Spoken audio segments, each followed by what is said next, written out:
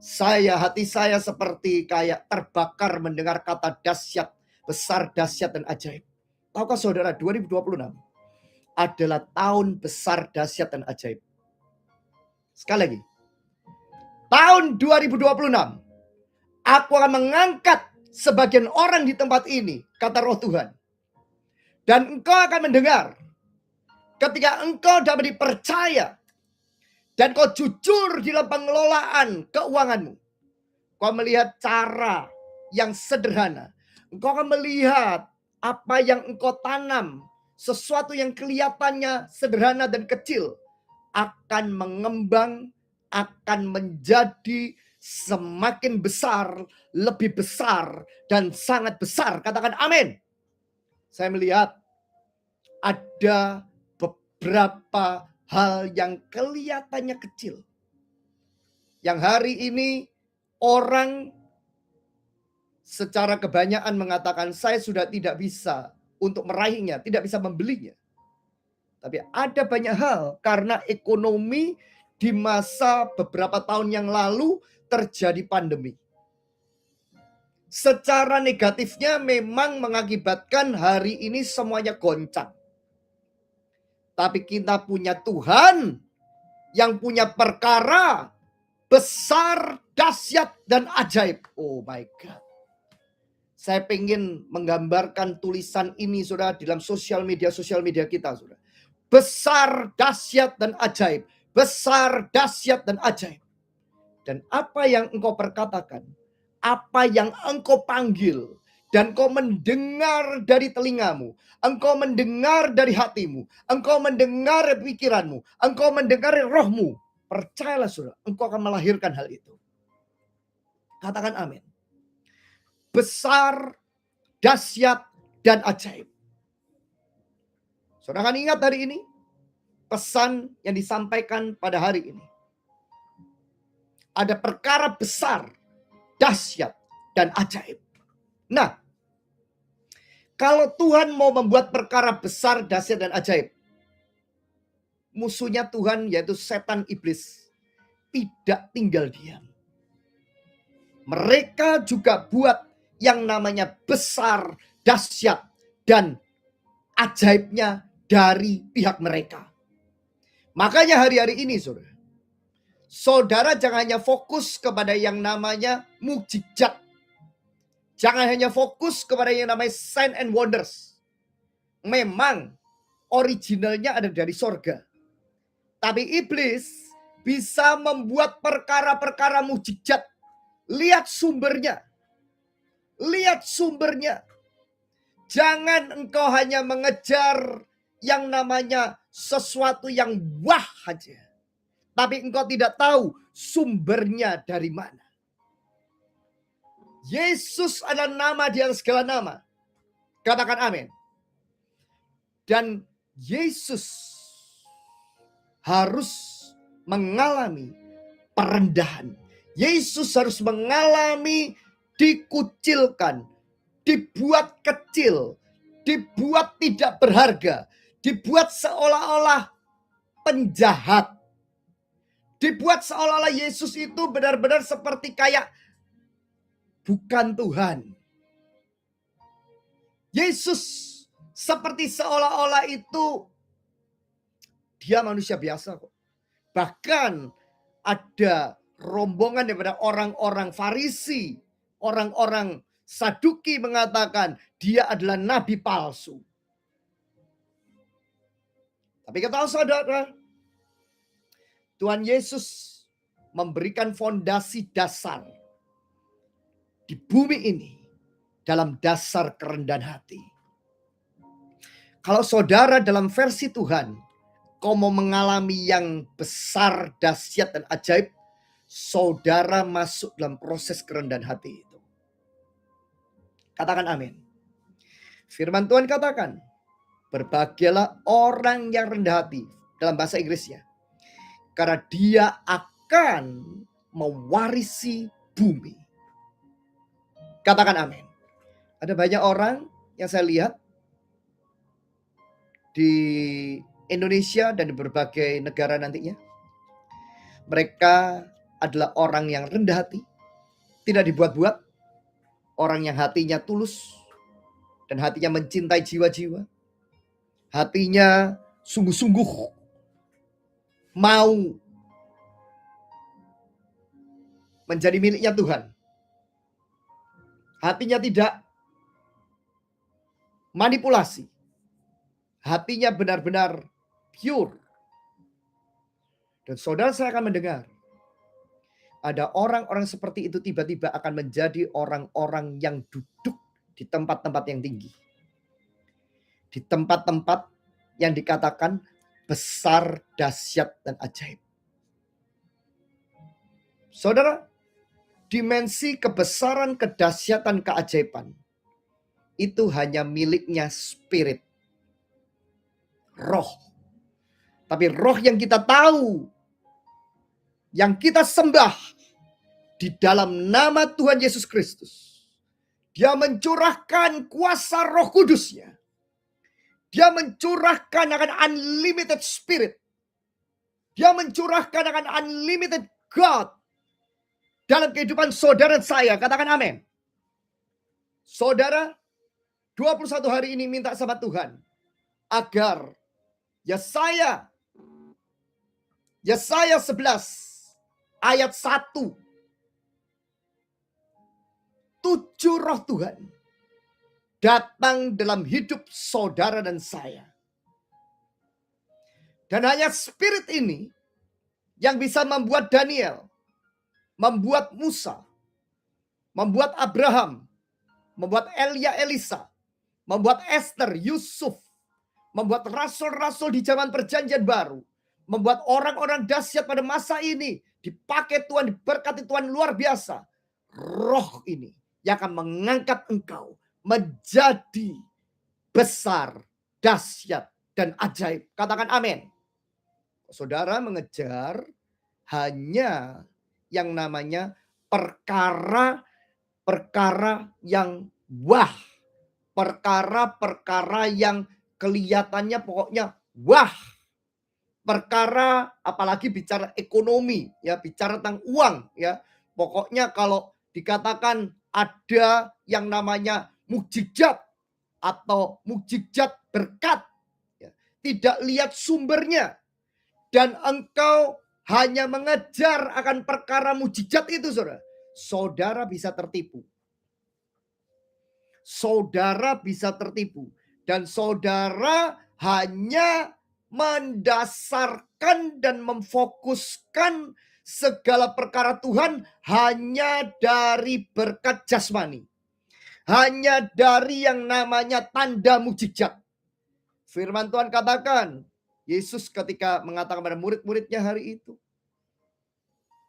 ketika hari itu orang-orang berkata, aku telah mengusir setan, aku telah menyembuhkan orang sakit demi nama-Mu.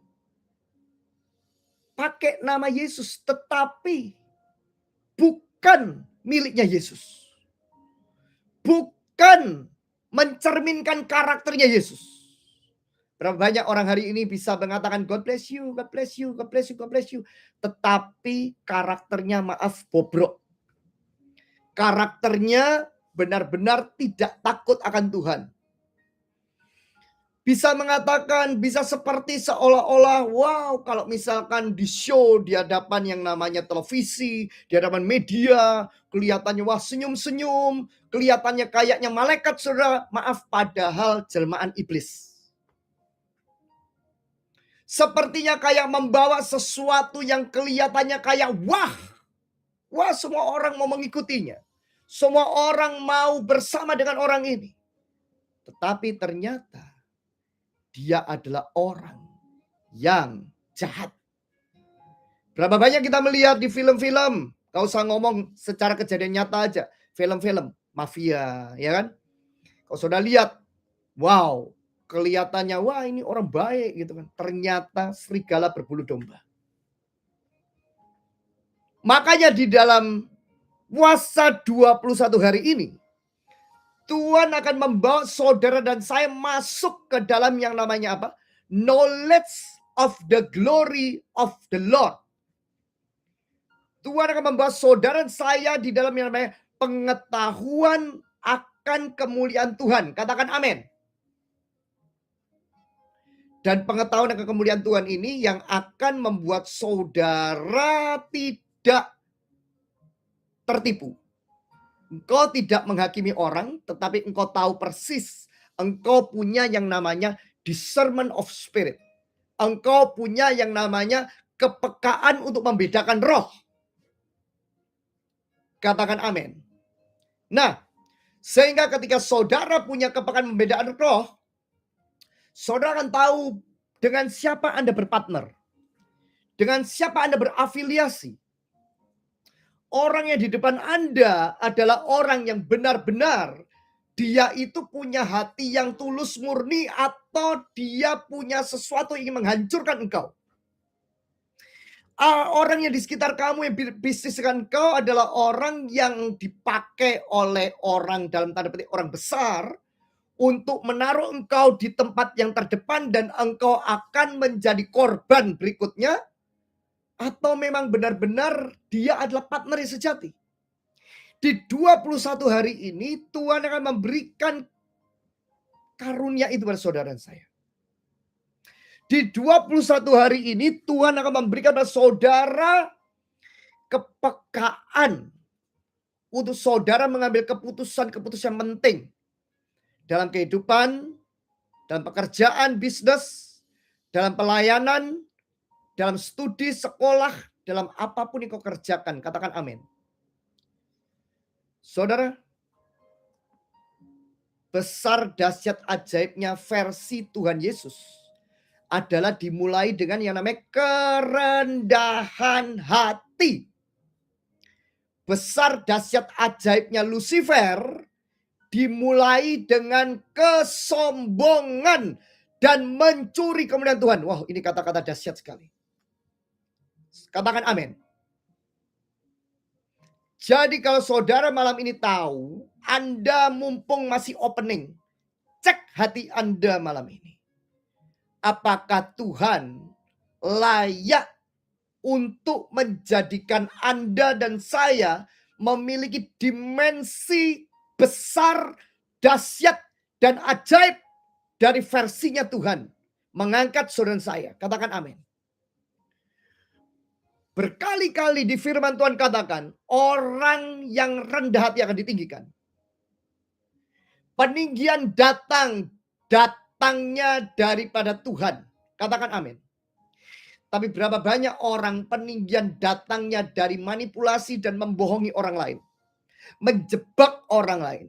Menghancurkan ministry lain, menghancurkan pekerjaan lain, menghancurkan bisnis lain, ingin mencari celah orang lain untuk menghancurkan orang yang menjadi saingannya. Dan di 21 hari ini kita coba meminta Tuhan akan memberikan jubah perlindungan, mantel perlindungan bagi saudara dan saya.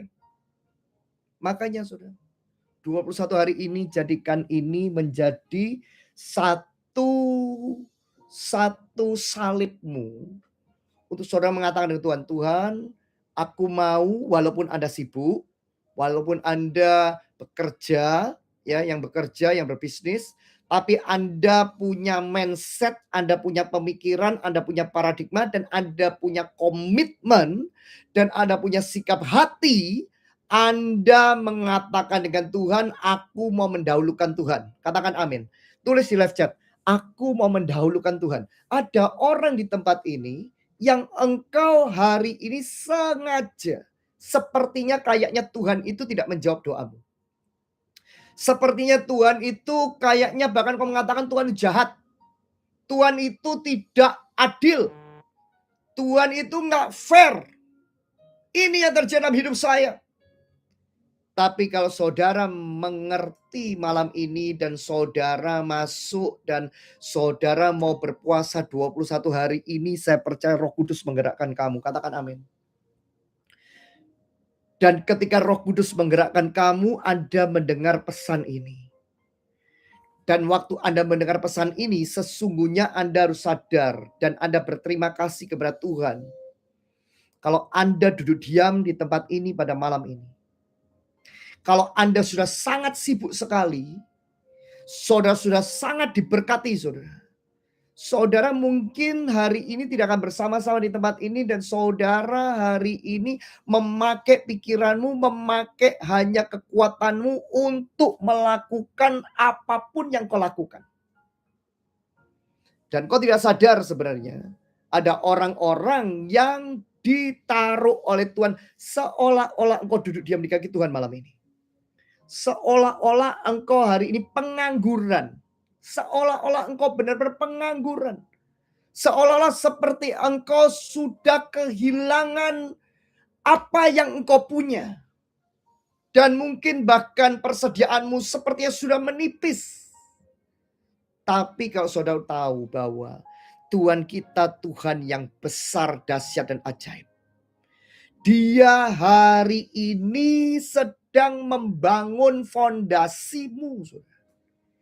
Dia hari ini sedang membangun struktur pada manusia rohanimu. Sehingga saudara akan menjadi orang yang ketika engkau di launching, ketika kau keluar di tengah akan yang namanya pertandingan kehidupan, saudara punya fondasi yang kokoh. Saudara punya fondasi yang kuat. Saudara punya fondasi yang tidak tergoncangkan. Katakan amin. Saudara, saya menyampaikan pesan, Anda sudah tahu. 31 Desember 2025. Waktu masuk jam 10 malam lebih. Kalau saudara mengamati, melihat akan rekamannya, ada rekamannya, saudara bisa lihat. Saya tiba-tiba memejamkan mata, saudara. Dan saya benar-benar melihat sebuah penglihatan. Dalam penglihatan saya lihat adalah saya melihat seperti kayak Fir'aun. Karena itu seperti kayak gambaran secara penglihatannya adalah seperti kayak patung Fir'aun seperti itu. Patung yang begitu kokoh seperti kayak kerajaan yang sepertinya kayaknya kokoh seolah-olah kelihatan nggak tergoncangkan. Tidak tersentuh. Tapi hari itu saya menyampaikan di 19 poin, dirangkum dalam 19 poin selama 3 jam. Dan saya menyampaikan hari itu tentang yang namanya kegoncangan Fir'aun. Dan Fir'aun akan dijatuhkan. Fir'aun akan dihancurkan.